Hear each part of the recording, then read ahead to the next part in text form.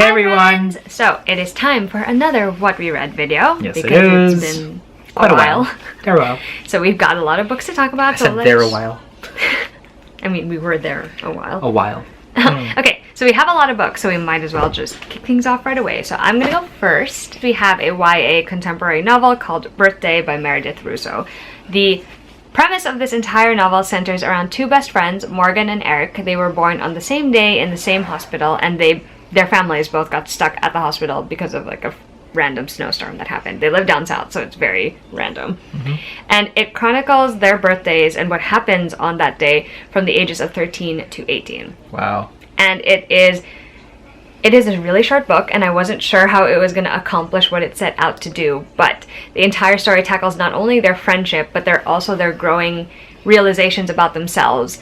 Like, Morgan is struggling with the fact that she is transgender, and being from a small southern town, that is not something that you can easily admit to yourself or to anyone else, and of course you're going to try your hardest to fit in.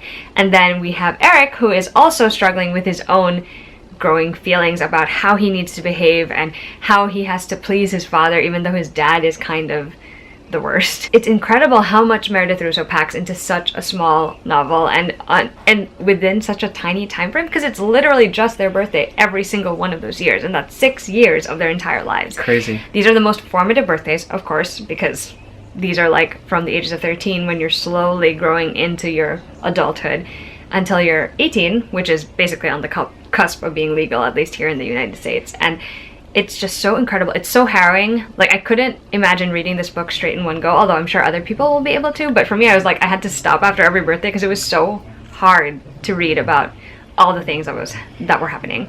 I think my friends Madeline and Jane will actually be way more coherent than I am in explaining their feelings about this book, and we shared a lot of the same sentiments, so I'm going to link you to their reviews. But I will say that there's a lot of content warning for like alcoholism, alcohol and drug use, suicide, bullying. There's like a lot of stuff in this one, so be warned that going into it, it is not going to be the easiest thing to read in the world, but it is very powerful, and it is an important story that deserves to be heard. Next, in a complete change of pace, we have Waiting for Tom Hanks by Kerry Winfrey, and this is a adult contemporary romance that is basically set up to be like a rom-com, because the main character, Annie, loves rom-coms. So she loves them, especially the ones with Tom Hanks in them, and she imagines that her own love story is going to reflect, you know, the perfect rom-com. There's a meet cute, they have like the best circumstances, the love interest has like a quirk, like he lives in a lake house, or like, not a lake house, I'm sorry, a lake boat or something like that. Only maybe that's not exactly what life has in store for her, as she finds out when she ends up becoming an assistant to a director on a movie set for a romantic comedy that is filming in her town. And here's the thing, if I am purely looking at it from the standpoint of a romantic comedy, it was good. It was fun. Like, it is just one of those things that, you know, if I wanted to like have like a feel-good romantic comedy to watch, I would go for this book and like it would be fine.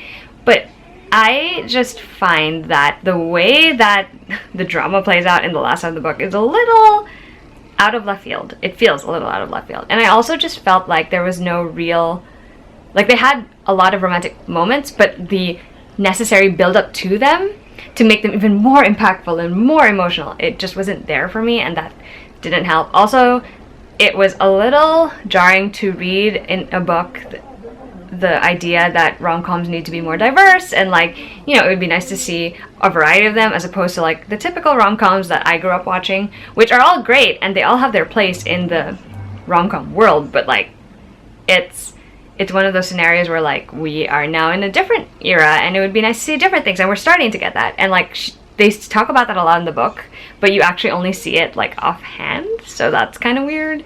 It was fine, like not my new favorite, but you know, worth a shot. And then I get to talk about a short story and a book. So we have As Kismet Would Have It and There's Something About Sweetie, both by Sandhya Menon, and I cannot.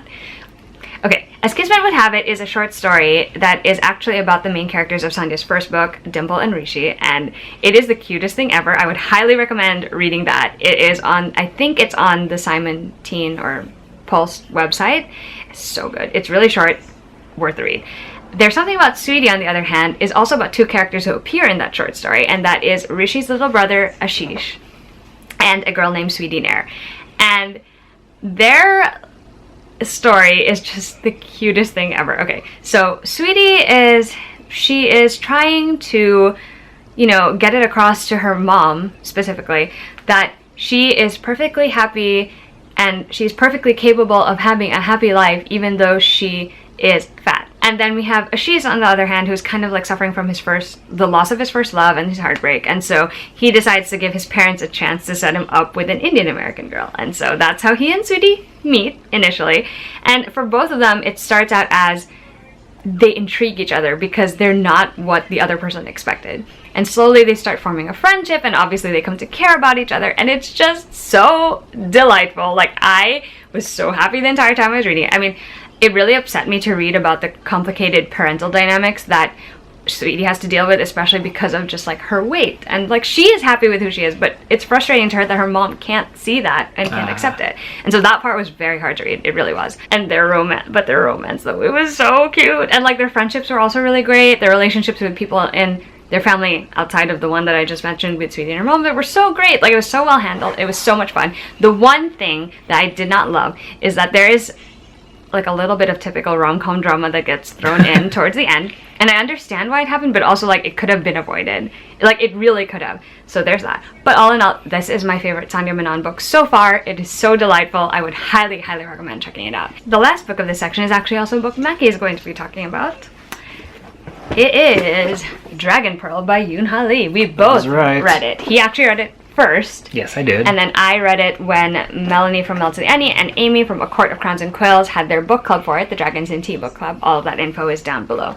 Do you want to summarize for everyone? Dragon Pearl is a story about a young girl named Min who is living on a little backwater planet that was sort of marginally terraformed. Equivalent of maybe like a provincial state. Yes. Only in space. It's planets, not actual patches of land. True. And she just dreams of joining the Space Force, just like her brother did, get off the little mud ball and see the whole galaxy. Her life is upended when somebody from the Space Force actually comes home and says, your brother has turned traitor, to her mother, of course, and is in search of the legendary Dragon Pearl, an artifact that is known to be able to terraform worlds with the power of Lord knows what. They say her brother had deserted just so that he could find the Dragon Pearl, which would probably make him and whoever owns it one of the most powerful people in the entire galaxy. Yep. Because of just the amount, the commerce that it will bring with terraforming worlds. Min goes off planet. And as you do, because she doesn't believe for 1 second that her brother would do something like that. And so she goes off planet to go find him and will pull every stop, including drawing on the powers of her race, which is they come from a race of Gumiho, which are traditionally trickster spirits, fox spirits in Korean mythology. In Korean mythology. And since she and her entire clan are Gumiho, they're playing it down because people have a stigma against their race. And everybody's got some kind of stigma to work through anyway growing up. So it's a perfect setting for the entire, I guess, series. Sorry. I'm hoping there's more. But anyway. I know. Right now it's being marketed as a standalone. And here's the thing. I have mentioned before on this channel that the one thing that will get me interested in a space book is the guarantee that there will be space shenanigans. Guess what? It's nothing but. There are space shenanigans. And some of it's, which is interesting because the tone of this book is almost very grown up. It reads a little older. Yes. But the shenanigans are exactly right for a middle grade thing. So it's a little And the storytelling of them too. And the storytelling as well.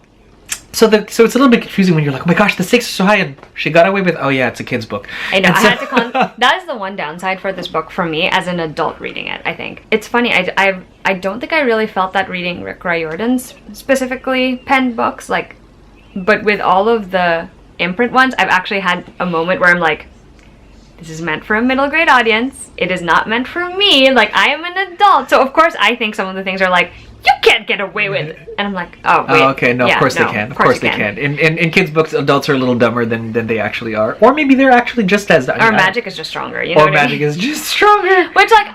Again, that didn't completely deter my enjoyment of this. No, like it's just something I observed as someone who is an adult who is reading this book. So if you can get past that, it's a great space romp. I swear to, it's just, for her to be able to pull off every trick in the book, quite literally, as a trickster. It's very impressive. It's very, very impressive. And plus, it takes such a poignant turn. And I will say though, like, okay, speaking of poignant turns, what Mac is referring to is like the ending, like where you wrap things up. To be fair, I did not know how it was going to end, and it looked like there was so little. Exactly. I was it's like, how are you going to... maybe here by the time it was like Yeah, it was literally like, you only had like this many pages like, left, and you're like, how are they going to end this? This is terrible. It ends great, mind you. Like, and it does. It's good. It sticks the landing. It does. It actually does, which is impressive. Very impressive, Very considering impressive. that we were very doubtful about it. Yeah, only because we had no idea how it would... I mean, I'm sure if we put like brain cells and effort into it, but we just wanted to be have the full audience experience, just ride through the ride and go, where's it going? And it went, and it landed, and it was great. And I'm interestingly enough, even if I do have a soft spot for Stormrunner, this has actually moved up to the top of all of the imprints that I've read so far. I was trying to think about like which one I like best, because I've read all 3. Oh, well, Right. I read 3 of the 4 that are currently out. That's no, correct. 5 that are 3 of the currently 5, out. yes. Yes. I really enjoyed Aru, and I also really loved Stormrunner. But I think the one I enjoyed the most is this one, and I wasn't expecting that. So and we've never seen an imprint in space before. It's always set on the it's always set in the earth, and it's always like this. I have a secret identity. It's as always like in a half place divine. on the, yeah. And there are no gods here. Interestingly enough, it's just but it's mythology still. Yeah. It's really fascinating. And this is a great one standalone. Yes, so that was I great. agree. All right, I'm going to turn things over to Mackie for a So little bit. segueing a little bit, I want to start with some things that are a little more sort of serious. So this is Zora and Meeta Cursed Ground by T.R. Simon. T.R. Simon is apparently an award-winning author. Wow. I met her at BA just briefly when I got this arc, Cool. and she signed it, and that was great. Zora and Me is actually the Cursed Ground is, I believe, a second book to the Zora and Me first book. Okay. So which explains a lot of my confusion after I read up on this book afterwards. I'm like, this looks like a fairly well-established thing. I wonder what's going on here. And so to come into this story without any context at all, this is apparently based on Zora Neale Hurston's fiction, childhood. So it's a fictionalized version of cool. Zora Neale Hurston, who is one of America's greater sort of writers, Wow. and That's really interesting. writers, and who happens to also be a person of color. Which is great, so historically. And so T.R. Simon and Victoria Bond won an award for Zora and Me, the first one. And I think she just wrote the second sort of follow-up installment. It explores race at a time when technically being racist was illegal already. Yeah, of course. But of course, There are still people who... but there's still people who actually obviously have that deeply ingrained, and to have that kind of self-awareness in some of the main characters here, seen through the eyes of children, I think... that always makes it more... Right, and Zora and her friend Carrie, who are the central characters in this story, happen to live sort of in one of the first towns in the U.S. that were purely just sort of given over to the black community to sort of own legally and have their own kind of deal. It is super, like, an eye-opener for anybody else. Yeah, I mean, I of understand, and the so many quotable quotes, not just about racism, but about how to be good human beings to each other, and why we aren't good human beings to each other. Wow. It's really good. So, I mean, I would imagine books like these being read in school and recommended. Yeah. At least if, I think they should be recommended, because not only is it sort of like, yes, granted it's fictionalized, but wasn't To Kill a Mockingbird at one point in time, you know what I mean? Sure. And how it captures sort of the soul of a society, and so without waxing too much sort of on the, civil and the awesome, I would recommend this book. I would want to read Zora and Me like the first one. Apparently now they realize it's probably a second book, but definitely a lot of quotable quotes, and it's You've done that with a couple of books, haven't really, you? really good, right? Just reading the second ones. Yeah, I know. On Well, accident. it's nice when they get sent in the mail. We get our mitts on them. My mitts, anyway. I have paws. He has mitts. I have mitts and paws. The second book that I want to feature today is by Jared Krasowska. It's called Hey Kiddo. I did not know this was a graphic novel. Did I just not know thought either. I just literally grabbed this with my grubby paws. Grubby paws. I have grubby paws at BA, or grabby paws, depending on it. I grabbed it and I thought this is great, and I had no idea that it was a graphic novel at all. I was expecting I like didn't know text and either. whatever, and so because they look so, until I actually saw the imprint and it's actually graphics by Scholastic, and I'm like, oh, Scholastic has its own kind of graphic novel imprint, and it's Hey Kiddo: How I Lost My Mother, Found My Father, and Dealt with Family Addiction. It's an autobiographical. It's an autobiographical account of Jarrett's life from when he was pretty much born, a little prior to that, a little bit about his mom, all the way up to sort of his graduation and his journey as a young person dealing with his family, his life. And it's such a good read. It's such a good read. It chronicles not just how he deals with his family and how he was raised by his grandparents, but also how his art sort of tended to sort of emerge from the quiet, and there are even actual snippets of letters and his own artwork sort of superimposed into the graphic novel. Cool. And reading up a little bit more about this book, which is I've never done this before or anything I've ever hauled. That's a really cool thing. We're reading a little bit more about it. Even the color scheme on the inside was significant in that it's just sort of like these kind of monochromatic kind of like colors. I mean, it's not bright and colorful, you would think, but the author wanted to, and the artist, he's both, wanted to give it that whole, it's like you're in somebody's memory kind of effect. That's a nice touch. And the color scheme was a huge nod to some colors that mattered to his grandfather, who was basically his dad his entire life. No. And so it's such a poignant look at how everybody can have different lives. I would, if anybody wants a really good story, I would recommend Hey Kiddo. It's great. It's coming of age, especially if you like the coming of age genre, and it's real. Somebody's life is actually unfolded this way, and anybody who's had a mom who's been, or any relative who's struggling with addiction, was raised by in non-traditional means. You go to school, they ask you draw your family, and you're like, everybody has a mommy and a daddy, and yet I'm drawing grandpa and grandma, kind of deal. So highly recommended. And then, finally, by Haley Chewins, this is The Turnaway Girls, set in a... And get this, the premise I loved right away, and I rarely read the back sometimes, but jumping into this thing, it is set... The story revolves around Delpharina Undersea, who wants to sing so badly, but she lives in a kingdom where music only belongs to the masters, and they're only just male. And the only thing that the girls can and should do, if they even have the capacity for it, is to spin gold from the master's songs. Great. Through their bones. Delpharina can't spin gold by letting the music go through her bones, but she can spin things from what she sings. And that is an instant death sentence. The sea will devour anyone who tries to do that. And so that's already a great premise as somebody who loves to sing.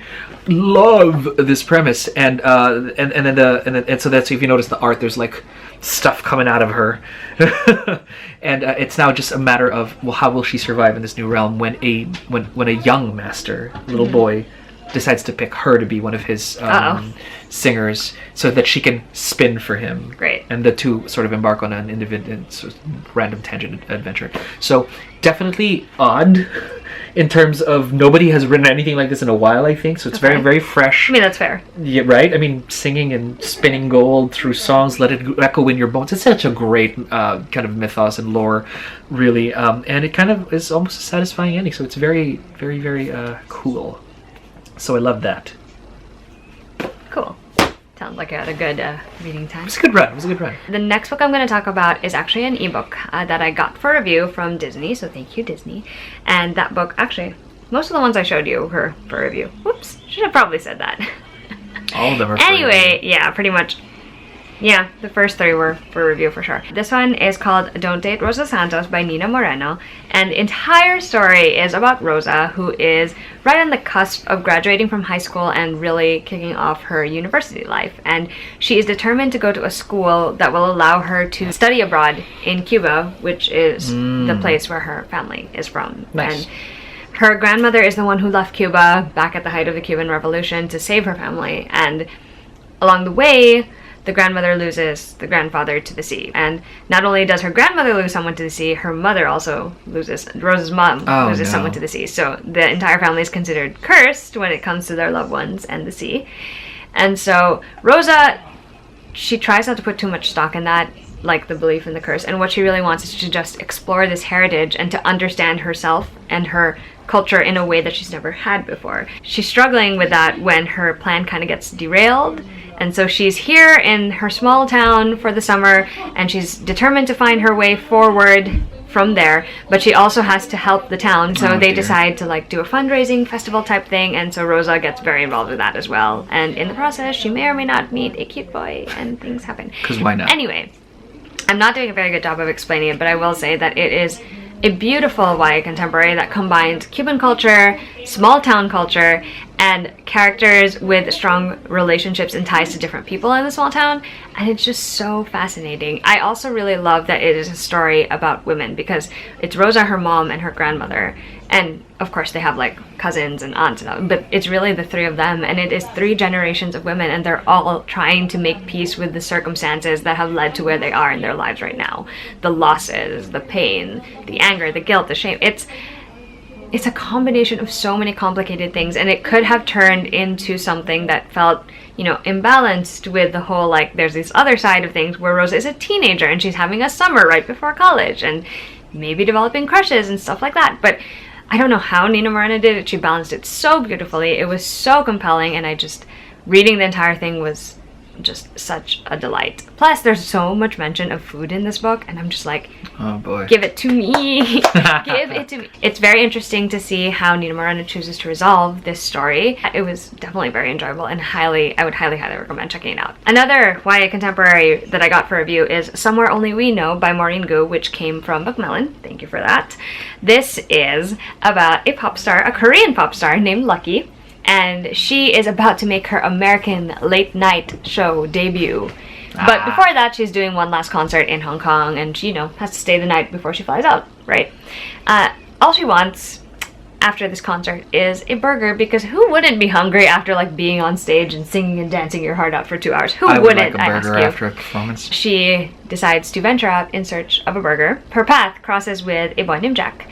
Jack is taking a gap year from school, and he is making money on the side as a paparazzi photographer for a tabloid. It must just be his lucky day when he runs into Lucky. Not just because she's named Lucky, but obviously Korean pop star. I'm gonna go a little bit spoilery because there is something very major about the beginning of this book that really bothers me, and I really feel like I need to say it. So, Lucky at the beginning of the book, like, she takes medication. She actually goes out and she's drugged up. Like, she's fully drugged up, so it makes her kind of loopy, and she's out on her own in Hong Kong in this state. And she meets Jack in this state. I'm sure it's not just me. It's not right that she was, like, in that state. I don't know if I feel comfortable with the portrayal of the fact that these two first meet and she's like that. Obviously, you're gonna kind of expect that they end up having feelings for each other, and you can kind of see where that develops the next day after the drugs are worn off and she wakes up, and obviously. But, like, for me, like, meeting that way the first time, it just seems a little off. So that was my little spoiler section. The rest of this is non-spoilery. What ends up happening is that Lucky and Jack spend the entire day together in Hong Kong, like, exploring and just hanging out. Lucky gets to be herself. Like, she doesn't have to, like, put on any of the typical behaviors she has as the princess of K-pop, or whatever it is that they call her. And Jack also feels more himself. Like, he gets to do stuff he loves, and, like, it's enjoyable for both of them, and of course they come away from it feeling, like, rejuvenated and inspired, until of course Lucky finds out who Jack really is, and then things fall apart. Not my favorite Maureen Gu, specifically for that reason. It really bothered me throughout the entire book, so it kind of, like, cast a shadow over everything else, which would have been fine. I did like that this was set in Hong Kong, though, because I have been to Hong Kong, and it was just fun nice to, like, see them visit, like, the food market, or go to where the light show happens, or go up to Victoria's Peak. Like, that stuff was really fun, and I thought that was really enjoyable, but, like, yeah, the entire beginning of it just made me a little uncomfortable, so... Moving on. Moving on. Thankfully, the last 2 books I get to talk about are both books that I really enjoyed. So first we have We Hunt the Flame by Hafsa Faizal. This literally just came out, maybe, like, I don't know by the time you're seeing this video, but it came out on May 14th. It's so much fun. It is a YA fantasy series starter inspired by ancient Arabia. Nice.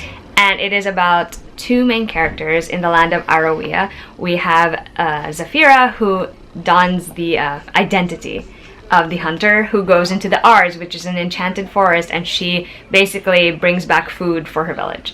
And she technically shouldn't be doing that because she's a woman, and she's afraid of the consequences that will happen if they find out that she's a woman, but she also can't not provide for her village. No, because life. Yeah, exactly. And then we have Nasir, who is the crown prince, but he's also known for being an assassin. He basically just goes out and murders whoever his dad tells him to, because that's what he does. Exactly. There's more to it than that, obviously, but those are the basic 2 things you need to know. And their paths cross when they're both sent after this magical artifact that will actually change the fate of their entire kingdom based on whose hands it's in. And along the way, they may or may not gather more people to join their little group. Sounds kind of cool. And it is so much fun. Like, I have struggled with YA fantasy recently. There's so much of it, and a lot of it is good, but not a lot of it strikes you in the heart the way that you want a book to. And this one was just like the perfect mix of things for me, because it's like a journey story. There's multiple characters. Everyone gets to play a part in this group, and they get into shenanigans. It's like, it's so fun. Like, it's also kind of dark because obviously there's murder involved. People get betrayed, killed, dear. Stuff like that. You know, fun stuff. Fun stuff. Fun stuff. But it's so fun. It's such an incredibly quick read considering how long it is. After that ending, I was just like, really? I'm gonna have to wait another year? So yeah, there's that. But yes, I would highly, highly recommend checking it out if you are looking for a fun YA fantasy with sort of a quest aspect to it that also involves an entire group of characters. Very well. This book has got you. And the last book that I'm going to mention is one that I really, really loved, and that is Red, White, and Royal Blue by Casey McQuiston. Oh yeah. The entire premise of this story is that Alex Claremont Diaz is the first son of the US president, who just so happens to be female in this world, alternate world. He and the second prince of England have to stage their friendship after they nearly cause an incident that may or may not, you know, strain the diplomatic relationship between the US and England at a royal wedding. They don't like each other very much, so this forced friendship thing, not their cup of tea. But then they start to actually get to know each other, and they realize they could actually be friends, and then they slowly start to realize that maybe they could be more than friends. And it is just the most fun but also emotionally excruciating at some points story that I have read in a while. Alex is bisexual, he's Mexican American, he is interested in politics but also has his ways of managing the life under the scrutiny of the entire United States as the first son of the president. And he is just this really incredible character you can get behind. He is slowly trying to come to terms with what it means for him to be bisexual, and he is also slowly coming to terms with how he wants to live the rest of his life, and it is just so delightful. And then you have Henry, who is also equally delightful. He comes across as your typical Brit with like stiff upper lip, and I have to do things the right way because that's the legacy I need to leave, you know. And it's also extremely difficult for him to be gay in a position where he can't openly do that without it having all of these cascading effects on everything else. And then there's the whole political landscape in this one because Alex's mom is up for re-election. So there's that going on, and then you have his friends and Henry. Like, there's a lot going on in this story, and yet Casey McQuiston manages to beautifully weave this all together into a story that is about family, about friendship, but most of all about love, loving someone else and loving yourself. And it's just so delightful. I did a lot of screaming while I was reading this one, like in a good way, but also in a like, why are you torturing me like this way? Because it's so good. I just love it a lot, guys. I think a lot of other people have talked about this book. I'm going to link to Jane's video specifically about it because I think she did a great job highlighting why you should read it. But also, like, it is just so much fun. And I just need her to write more books and possibly include more of these characters. Okay, bye! Anyway, that is the end of this particular What We Read video. If you've read any of the books that we talked about or are interested in any and have any questions, please feel free to leave a comment. And we'll see you guys for our next What We Read video, or next video. Bye!